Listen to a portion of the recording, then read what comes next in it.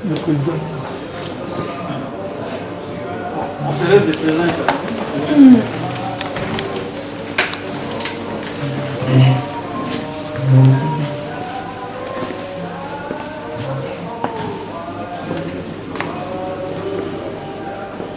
Voici le président Étienne Tshisekedi.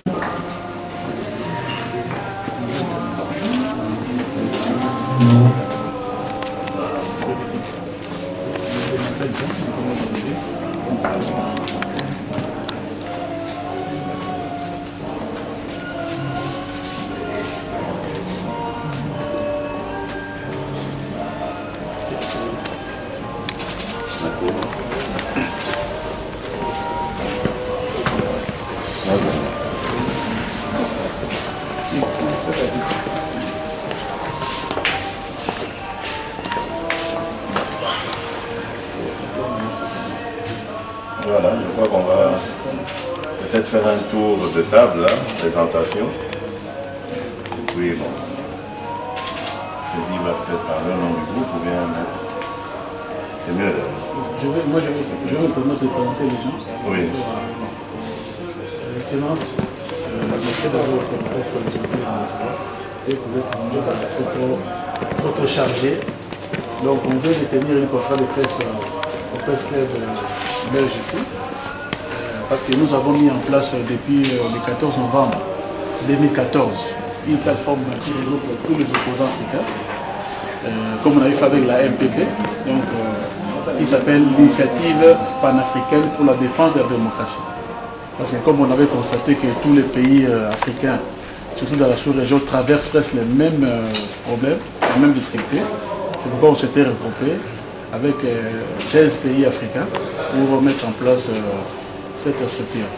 Donc vous avez M. Mathiadjon du Congo-Brazzaville, moi-même Félix qui était de la démocratie, qui était de la MPP de Kinshasa. Vous avez Mme Louise Bourkou du Tchad, l'ancienne deuxième vice-présidente de l'Assemblée nationale du Tchad. Vous avez M. Olivier Gabiro de la Centrafrique, qui fut aussi un ancien président de l'Assemblée nationale de RCA. Il y a son épouse. Vous avez M. Sidi Fall de l'opposition sénégalaise. Vous avez, ça c'est mon collaborateur, vous avez les deux collaborateurs de M. Mathiadjon du Congo-Brazzaville. Et puis vous avez M. Don Jean Bitiéné du Congo-Brazzaville et puis Patrice Simpaye du Burundi, de l'opposition burundaise. C'est parmi d'ailleurs les tenors de l'opposition burundaise qui mène la révolution sur le plan sur le terrain. Donc il vient tout franchement d'arriver. Donc les autres ne sont pas là avec nous. Parce que comme j'ai dit, donc, il y a 16 pays africains qui forment un peu cette plateforme. Donc, je laisse la parole au coordinateur. Bon, l'IPDD, on a mis en place un comité de suivi dont je suis le coordinateur et un comité, un groupe de contact dont le président Mathias est le coordonnateur. Voilà. Donc, je vous laisse la parole.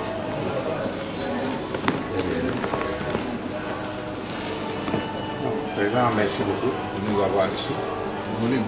Nous avons profité de notre présence à Bruxelles pour vous rendre visite, vous saluer en tant que combattant de la liberté et de la démocratie en Afrique. C'était de notre devoir de le faire. Nous sommes venus ici porter devant la presse belge le message d'Afrique pour la défense et la promotion de la démocratie. Et parce que nous pensons que l'Afrique n'est pas un continent voué au dépérissement, voué à la dictature, voué à la misère, à la pauvreté. Il faut que l'Afrique se libère, à la mesure où tous les pays africains aujourd'hui ont le même combat.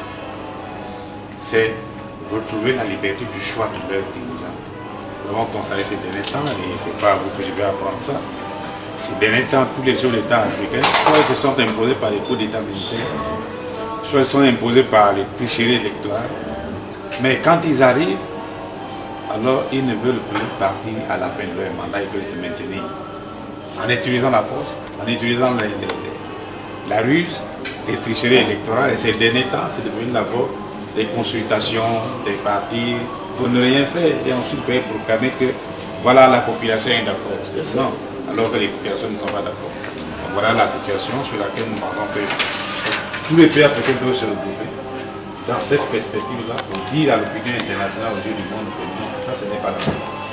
Cette Afrique-là, il faut la mettre en équilibre. Mais vous-même, vous voyez ce qui s'est passé à Kinshasa? Nous, après, on regardait ça comme ça, on dit, mais comment qu'est-ce qui se passe dans ce pays-là? Ce grand pays, depuis l'indépendance, c'est toujours un peu les tracasseries, les tiraillements et tout ça. Quelle est cette histoire alors que ce n'est pas ça que le peuple congolais veut? Il veut sa liberté, vivre bien, mieux par une politique de développement, pour le continuer à se poursuivre dans la misère, la mort, la maladie et tout ça. Donc voilà un peu l'initiative que nous avons eue. Et je vous félicite pour ça. Donc voilà, Président, c'est notre message qu'on voulait vous dire. En tout cas, je vous encourage beaucoup.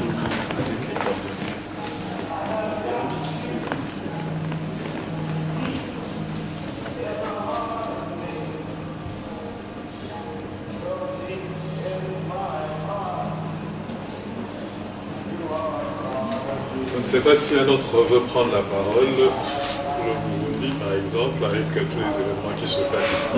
Ça peut nous enrichir. Je pense que le laboratoire, monsieur le Président, je ne peux que me réjouir de cette disponibilité.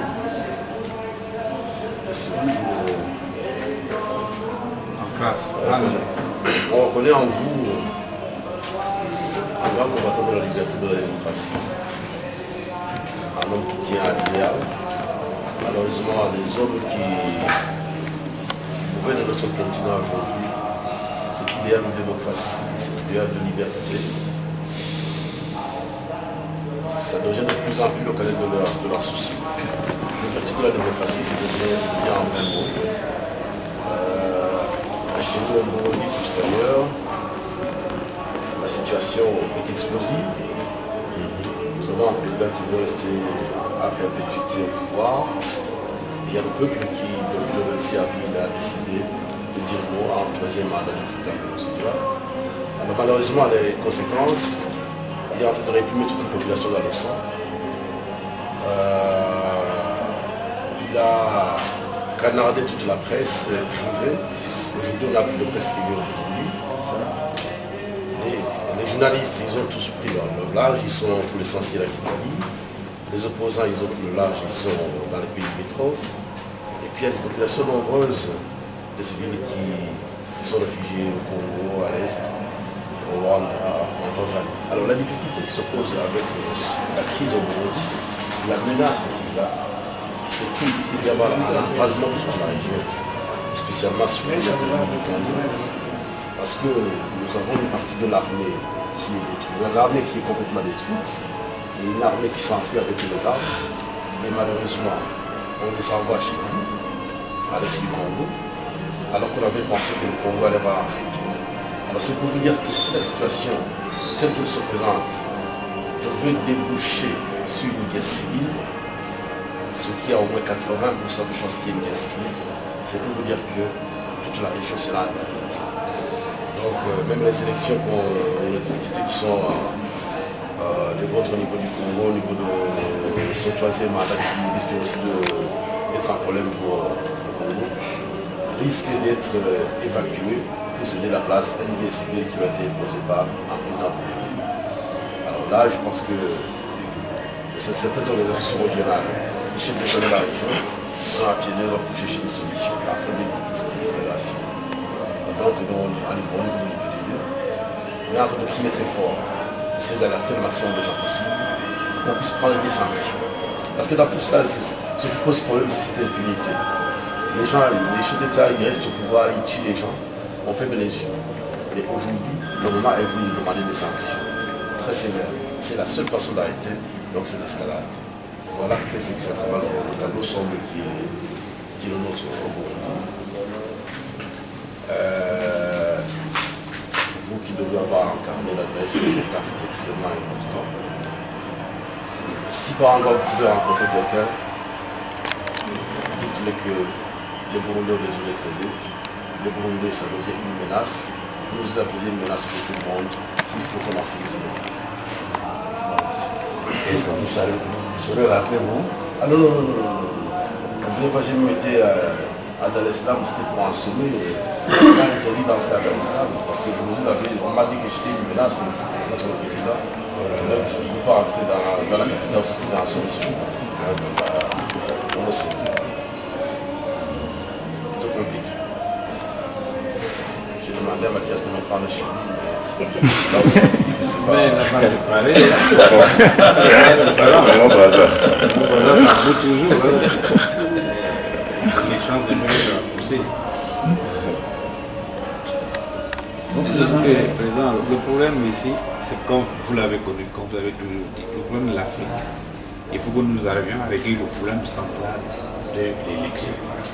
Quand nous aurons réglé la question électorale, nous avons réglé les problèmes de l'Afrique. C'est l'instauration d'un état de droit. Exactement.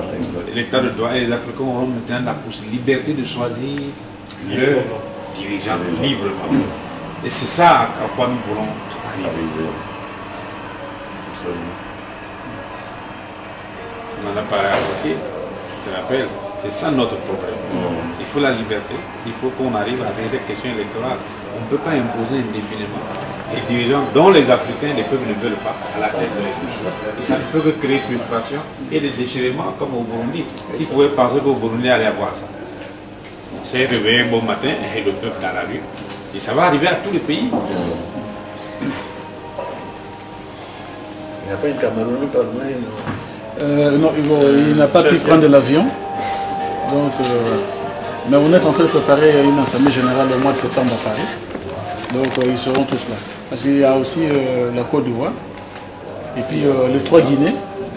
Les trois Guinées, Conakry, Bissau et puis Malabo. Peut-être la parole aux dames. Oui. Brièvement, oui.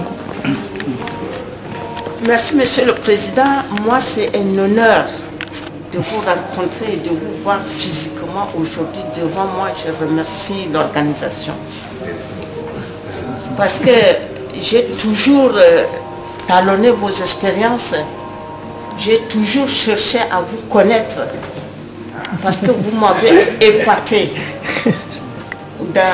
dans votre organisation et dans un pays en déchirure. Vous avez pu résister dans ce pays jusqu'à afin qu'aujourd'hui vous soyez devant moi, qu'on arrive à vous voir.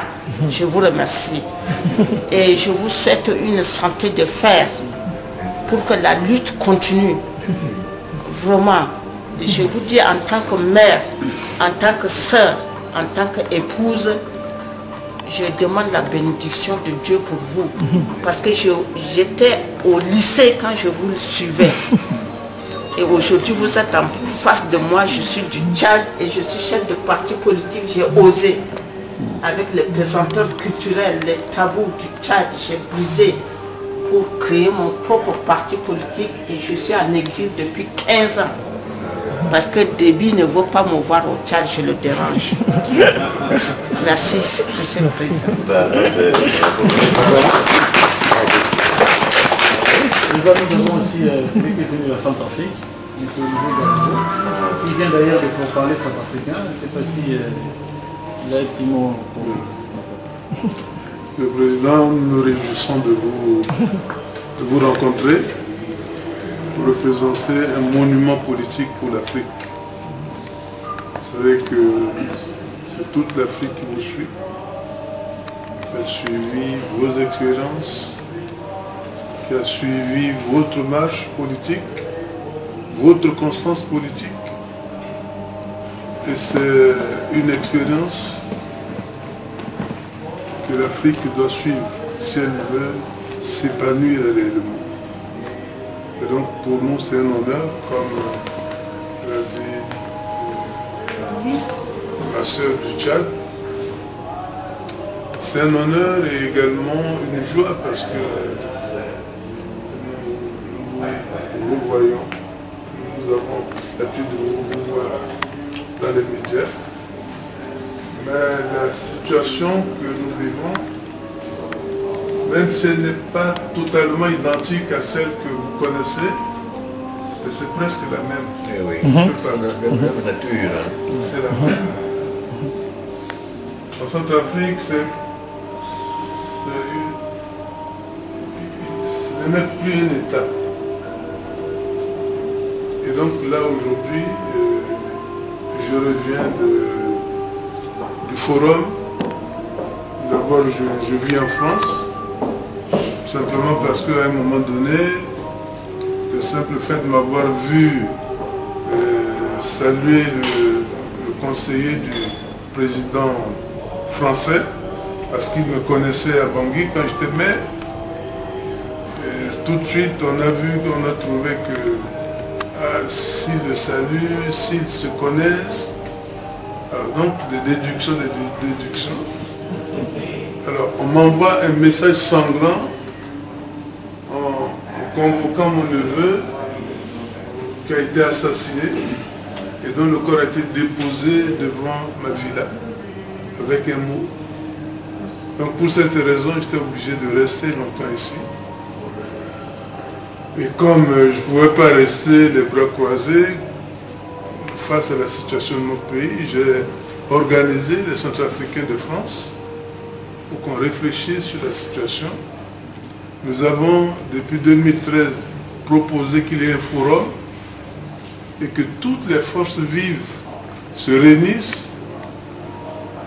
Malheureusement, non seulement ce forum n'a pas eu lieu, le sang a coulé comme le fleuve Ubangui, et même quand il a eu lieu, il y a eu des préoccupations totalement différentes qui ont étouffé ce qui devrait faire sortir la population de la situation qu'elle vit. Donc aujourd'hui, nous nous battons pour que les accords entre les rébellions soient appliqués, qu'ils soient démobilisés et que les élections se fassent dans des conditions de sécurité, de transparence et de crédibilité. Mais ce n'est pas facile parce que tout le monde a des armes et le désarmement n'est pas fait. On précipite la date des élections. Et donc c'est toute la question que tout le monde se pose. Est-ce que des élections dans ces conditions peuvent se tenir?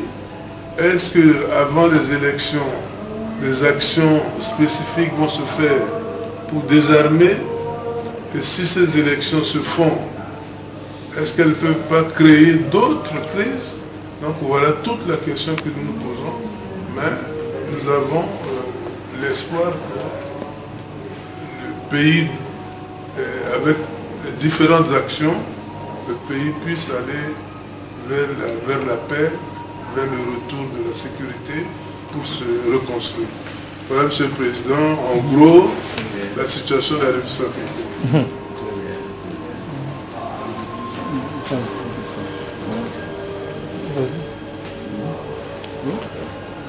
Monsieur le Président, quelque chose à nous dire? Oui. Un petit mot.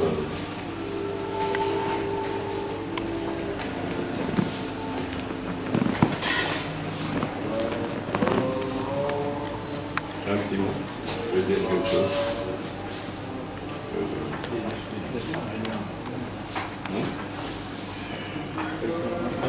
Un petit mot. Toi, tu vas dire quelque chose? Un petit mot.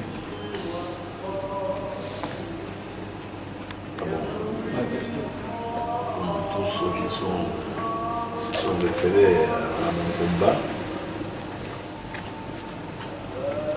je ne peux que demander à tous de suivre mon exemple jusqu'à ce que l'état de droit soit créé. Parce qu'il n'y a pas de conditions, d'autres conditions que cela pour que l'état de droit soit créé. Et à ce moment-là, on commencera d'ailleurs le développement de l'Afrique. Et c'est dans cette condition d'ailleurs. Donc, je vais que vous suiviez mon exemple. Parce que vous vous êtes référé à cet exemple.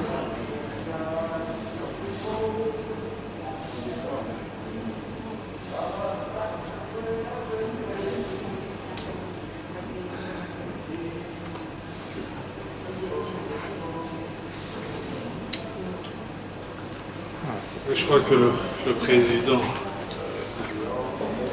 a tout dit.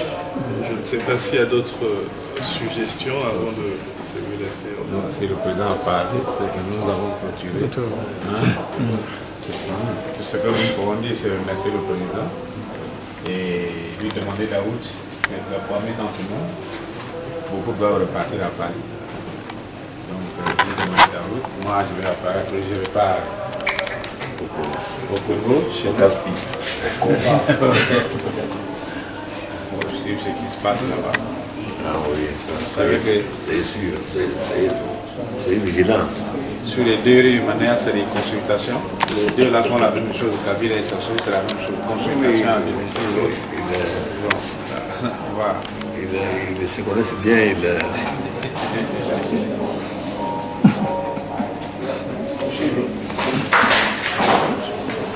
Si vous permettez, on prend une photo de famille.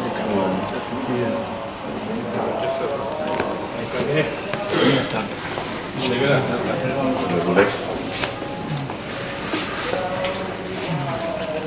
Debout.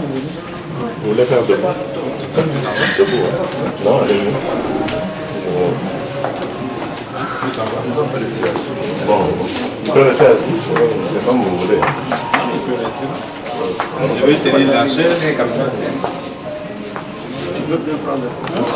Voilà, le président de la République, le président Étienne Tshisekedi, en audience, comme je vous avais promis. Vous voyez que le président se porte bien, le président est en bonne santé. La victoire, elle est certaine. Le président au travail.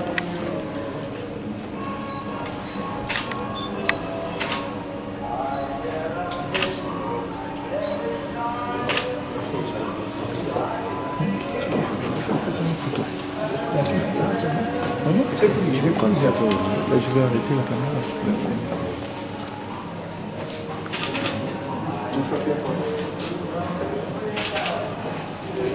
C'est bon? C'est bon? Moi aussi, je prends une photo. Quelqu'un va... C'est